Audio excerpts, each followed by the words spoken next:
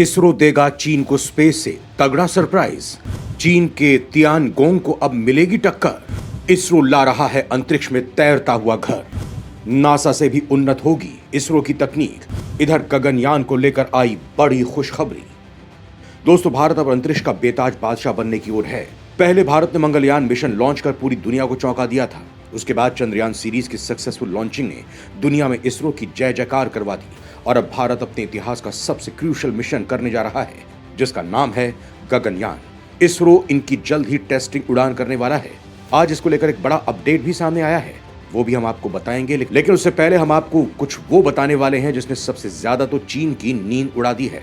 अब सवाल है कि चीन स्पेस में काफी तरक्की कर चुका है, ऐसे में इसरो के किस मिशन ने चीनी वैज्ञानिकों के माथे पर पसीना ला दिया है? आखिर किस मिशन ने रूस, अमेरिका और ईयू की एजेंसियों को कान ठंडे कर दिए हैं? ये हम आपको आगे वीडियो में बताने वाले हैं। वहीं आपको ये भी बताएंगे कि गगनयान मिशन को लेकर आज सबसे बड़ी खुशखबरी आ चुकी है, वो भी आपको बताएंगे। तो वीडियो पर बने रहिएगा और चैनल पर नए हैं तो चैनल को सब्सक्राइब जरूर कर लीजिएगा। कुछ समय बाद एक और धमाका करेगा इसरो। अंतरिक्ष में होगा भारत का तैरता हुआ घर। चीन के तियानगोंग को अब मिलेगी टक्कर। दोस्तों, सबसे पहले तो हम आपको भारत के एक ऐतिहासिक मिशन गगनयान के सबसे बड़े अपडेट के बारे में बता देते हैं। तमाम बाधाओं और चुनौतियों से पार पाते हुए इसरो ने गगनयान मिशन की पहली टेस्ट फ्लाइट लॉन्च कर इतिहास रच दिया है। इसरो ने रविवार सुबह 10 बजे श्रीहरिकोटा स्थित सतीश धवन अंतरिक्ष केंद्र से गगनयान के क्रू मॉड्यूल को सफलतापूर्वक लॉन्च किया। इसे टेस्ट व्हीकल एबॉर्ट मिशन 1 और test vehicle development flight TVD-1 भी कहा जा रहा है। इसरो चीफ S सोमनाथ ने कहा कि मुझे बताते हुए खुशी हो रही है कि TVDV-1 मिशन का सफलतापूर्वक प्रक्षेपण किया गया है। उन्होंने सफलता के लिए इसरो की पूरी टीम को बधाई दी। टेस्ट व्हीकल एस्ट्रोनॉट के लिए बनाए गए क्रू मॉड्यूल को अपने साथ ऊपर ले गया। रॉकेट क्रू मॉड्यूल को लेकर 16.5 किलोमीटर ऊपर जाएगा और फिर बंगाल की खाड़ी में लैंड करेगा। इससे पहले शनिवार टेस्ट मिशन को सुबह लॉन्च 8 बजे करना था, लेकिन इसे 8:45 के लिए फिर से शेड्यूल किया गया। लेकिन लॉन्च से पहले इंजन ठीक तरह से काम नहीं कर पाए, जिसकी वजह से लॉन्चिंग स्थगित करनी पड़ी थी। इससे पहले इसरो प्रमुख ने लॉन्चिंग टलने पर कहा था कि हम ये पता लगा रहे हैं कि क्या गड़बड़ी हुई है।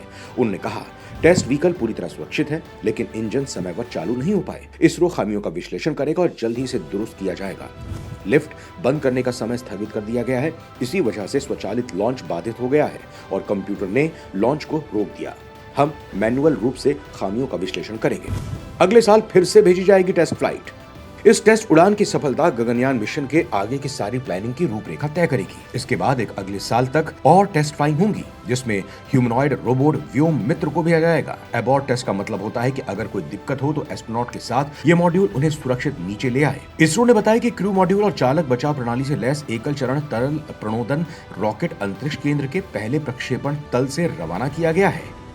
परीक्षण यान मिशन का उद्देश्य अंततः गगनयान मिशन के तहत भारतीय अंतरिक्ष यात्रियों को पृथ्वी पर वापस लाने के लिए क्रू मॉड्यूल और चालक बचाव प्रणाली के सुरक्षा मानकों का अध्ययन करना है। आपको बता दें कि गगनयान मिशन का लक्ष्य 2025 में 3 दिवसीय मिशन के तहत मनुष्यों को 400 किलोमीटर की ऊंचाई पर पृथ्वी की निचली कक्षा में भेजना और उन्हें सुरक्षित रूप से पृथ्वी पर वापस लाना है। क्रू मॉड्यूल के अंदर ही भारतीय अंतरिक्ष यात्री यानी गगननॉट्स बैठकर धरती के चारों तरफ 400 किलोमीटर की ऊंचाई वाली निचली कक्षा में चक्कर लगाएंगे। इसरो अपनी परीक्षण यान प्रदर्शन एकल चरण तरल प्रणोदन रॉकेट के सफल प्रक्षेपण का प्रयास करेगा। इस क्रू मॉड्यूल के साथ परीक्षण यानी मिशन समग्र गगनयान कार्यक्रम के लिए एक महत्वपूर्ण मील का पत्थर है। अगर भारत अपने मिशन में कामयाब रहा तो वो ऐसा करने वाला चौथा देश बन जाएगा। दोस्तों, इससे पहले अमेरिका, चीन और रूस ऐसा कर चुके हैं। इसरो इस मिशन के लिए 4 एस्ट्रोनॉट्स को ट्रेनिंग दे रहा है। बेंगलुरु में स्थापित एस्ट्रोनॉट ट्रेनिंग फैसिलिटी में classroom training, physical fitness training, simulator training और फ्लाइट सूट ट्रेनिंग दी जा रही है। खैर दोस्तों, अब हम आपको बताते हैं कि इसरो बेहद सीक्रेटली और साइलेंटली किस मिशन को अंजाम देने में जुटा है। दोस्तों, ये तो आप जानते ही हैं कि भारत की स्पेस एजेंसी अंतरिक्ष में कमाल कर रही है। अगस्त में भारत चांद पर जाने वाला चौथा देश बन गया है। वहीं भारत चांद के दक्षिणी ध्रुव के करीब जाने वाला पहला देश बना। लेकिन अब इसरो ने अपने 2 और बड़े लक्ष्य बना लिए हैं। गगनयान मिशन की स्थिति जानने के लिए पीएम मोदी ने इसरो वैज्ञानिकों के साथ एक हाई लेवल रिव्यू मीटिंग रखी है।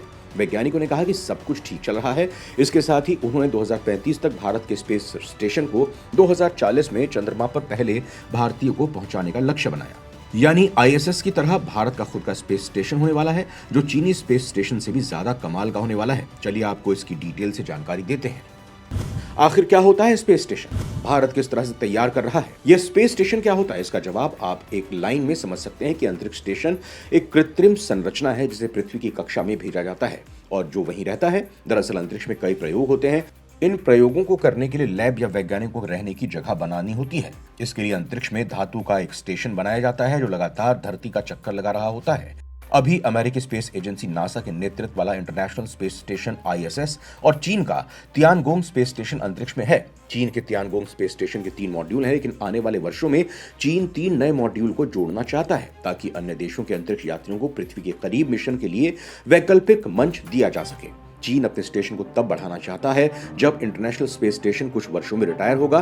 तियानगोंग स्पेस स्टेशन की बात करें तो उसका जीवन काल अगले 15 वर्षों तक होगा। 2022 से ये पूरी तरह काम कर रहा है। धरती से ये 450 किलोमीटर की ऊंचाई पर है। इसमें अधिकतम 3 अंतरिक्ष यात्री रह सकते हैं। 6 मॉड्यूल होने के बाद इसका आकार 180 मीट्रिक टन हो जाएगा। तब भी ये ISS के द्रव्यमान का केवल 40% है, जिसमें 7 अंतरिक्ष यात्री रह सकते हैं।